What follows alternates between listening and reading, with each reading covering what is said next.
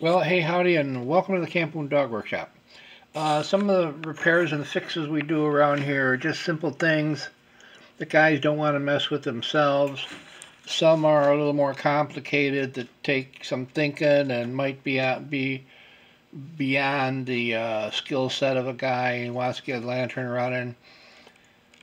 And then a couple times a year you'll run into one of these repairs that turns out to be a heroic save. What we had here was, 427 with the extended pump. The problem was,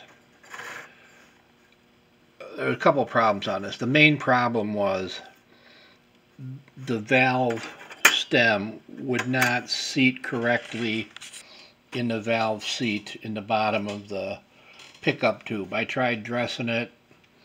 I could not get it smooth enough to get a good seal.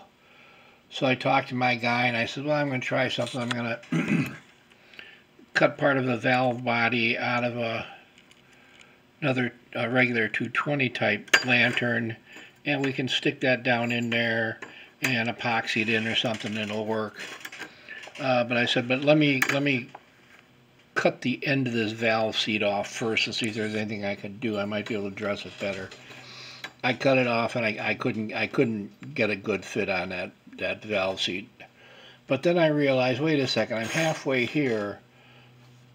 This was the part that was originally on here. What I ended up doing, I found a hunk of brass stuff in my stuff too cool to throw away drawer that was the exact same thread pattern as a contemporary check valve.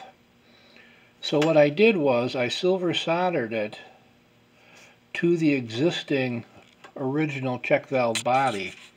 Now what I'm going to do next, put that puppy in there, smack it down, solder it in, put the air tube back on, and it's going to look just like the original, but it's going to have a contemporary check valve in it. So, like, in 50 years when that check valve fails, all the guy's got to do is take it out and put a new one in. So anyway, this is kind of a heroic repair. When I do this kind of stuff, I like to keep it as original looking as I can, and just, grafting the bottom of a regular check valve on just wouldn't, it would work, but it wouldn't look good. Anyway, who's going to look inside this lantern? I don't know, maybe somebody in 50 years, huh? So anyway, that's it. And we're going to solder that together, put it together, and fire this puppy up. It's a beautiful survivor lantern. All right, that's it. I'm out of here. Goodbye.